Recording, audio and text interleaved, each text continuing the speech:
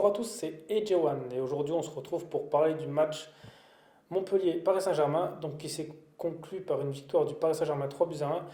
Mais même si le résultat paraît, on va dire, une large victoire pour le PSG, la réalité des choses était que Paris a eu un match assez compliqué et qu'encore un petit peu, ils ont failli perdre. Voilà, donc c'était un match, ils auraient pu le perdre, mais donc je vais revenir un peu là-dessus. Donc voilà, donc là, alors Paris a assez dominé déjà la première mi-temps. Voilà, ils avaient vraiment la possession du ballon, ils avaient le plus d'occasions, ils étaient vraiment bien dans le match. Et c'est pour ça que Dagba a ouvert le score. Donc voilà, c'est son premier but en Ligue 1. Voilà, donc c'est bien pour lui, comme ça, ça peut le mettre en confiance pour les prochains matchs. De marquer enfin dans une carrière, c'est toujours quelque chose, je pense, d'important. Voilà, et après, Paris a pris un but contre le cours du jeu. Voilà, donc on va dire Montpellier, sur l'une de leurs très rares occasions, ils ont mis un but.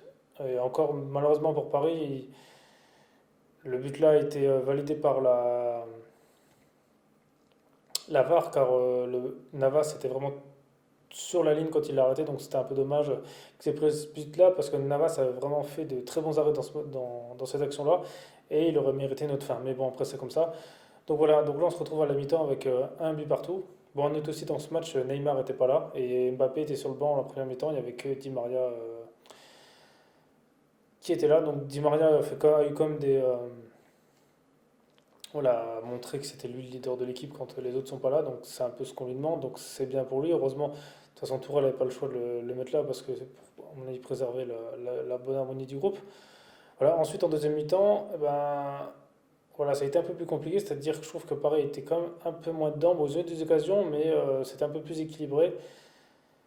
Et Montpellier a eu vraiment des occasions. En fait, c'était un peu le problème que Paris a eu dans tous les matchs de Ligue 1, c'est qu'en gros, ils relâchent un peu la pression. Et Montpellier, je pense, avait vraiment l'occasion de marquer. Voilà, ils ont eu deux, trois petites occasions. Donc Paris a réussi à marquer grâce à Moïse Kean, voilà, qui a mis quand même un beau but. Voilà, c'est bien, en plus, on l'a presque pas vu du match, mais là, justement, sur une de ses rares occasions, ben, il marque. Donc voilà, ça, ce qui est bien, c'est que Moïse Kean, il progresse vraiment. En fait, comparé par exemple à Mbappé, par exemple, on peut prendre Mbappé depuis son arrivée à Paris et maintenant, même si Mbappé, je reviendrai après sur lui. Je trouve que Moïse Kean, justement, depuis ses débuts, a vraiment évolué, et même depuis sa carrière, je pense que Moïse Kean, ça peut être un attaquant qui peut quand même être bon dans le futur s'il continue à progresser comme ça. Parce qu'il a, et je pense, je sais pas si c'est peut-être pareil qu'il le met bien en confiance, mais il est assez efficace devant le but. Voilà, bon, c'est sûr, on le voit pas trop, mais bon, après, un joueur comme ça, je veux dire, tant pis, on le voit pas du match, mais bon, si sur un bon ballon il peut marquer, ben, au final, voilà, c'est ce qu'on préfère, hein. Je veux dire, je préfère par exemple un joueur comme ça que par exemple la Cavani qu'on voit tout le match mais qui marque pas. Alors que là, au moins lui, on le voit peut-être pas, mais au moins sur sa seule occasion, il marque. Voilà, puis après le troisième but, voilà, c'est Mbappé qui est rentré en jeu, qui a marqué. Donc c'est bien pour lui qu'il marque parce que Mbappé, justement, est resté sur deux matchs en Ligue des Champions très moyens. Donc c'est bien pour la confiance qu'il remarque. Et donc voilà, c'est vrai que Keane progresse et je trouve ça bien. Donc là, heureusement que Paris a gagné parce qu'ils auraient pu le perdre. Ce match, c'était encore un match que si Montpellier avait été plus réaliste, ils auraient pu gagner. Et je pense que le fait que Paris, justement, soit un peu fébrile maintenant en Ligue 1 comparé aux autres années, je pense que tous les clubs l'ont marqué. C'est pour ça que ils se donnent à fond parce qu'avant, en général, quand on affrontait Paris, je sais pas, Paris mettait un but ou deux, voilà. Et après, les autres équipes, soit ils arrêtaient de jouer, soit ils défendaient. Mais en général, Paris, quand ils dominent en Ligue 1, les autres avaient presque pas d'occasion.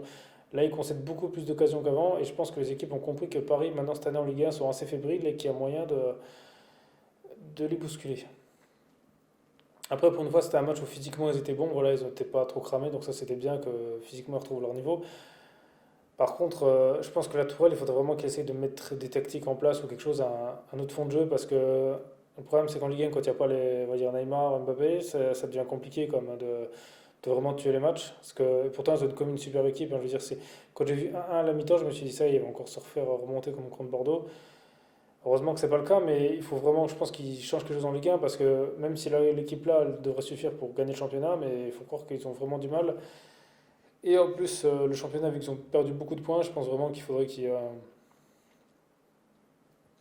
revoient ça parce que ça devient un peu compliqué pour eux là en ce moment. Donc voilà, bon, heureusement qu'ils ont gagné, c'est l'essentiel. Maintenant, comme ils ont pu faire tourner, ils vont pouvoir se concentrer sur le match de Ligue des Champions mardi. Ça va être vraiment la priorité. Mais justement, quand la Ligue des Champions sera terminée, j'espère vraiment que là, ils se remettront à fond dans le championnat parce qu'il faut vraiment qu'ils reprennent un peu d'avance parce que on ne sait jamais après s'ils se qualifient pour le huitième. qu'il n'y ait pas un ou deux matchs justement qui fassent tourner les joueurs et qui perdent des points bêtement. Donc les points bêtement perdus là, il faut déjà les gagner avant. Je pense que ça va être la base, on va dire, de cette année. On va dire. Vraiment ce qu'il va falloir faire comme objectif pour être champion, parce que cette année c'est beaucoup plus difficile. Et puis espérer peut-être recruter un ou deux joueurs au mercato, je sais pas, peut-être un autre défenseur, ce serait pas mal quand même.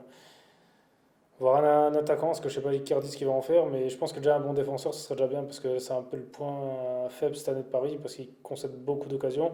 Et puis de toute façon, on se voit, il y a presque aucun match où il y a Marquinhos et Kimpembe, à chaque fois il y a d'autres joueurs, ouais, il y a Dagba, il y a d'autres joueurs, on va dire, assez jeunes, donc voilà, donc c'est pas qu'il faut vraiment que Paris essaye de recruter à ce niveau. Voilà, sinon, vous dites-moi dans les commentaires ce que vous avez pensé de ce match, voilà, s'il y a des choses que j'ai pas dit, ou des choses que vous n'êtes pas d'accord avec moi. Et puis sinon, merci à tous d'avoir regardé cette vidéo, c'était Edgewan, et on se retrouve mardi pour le match contre Istanbul.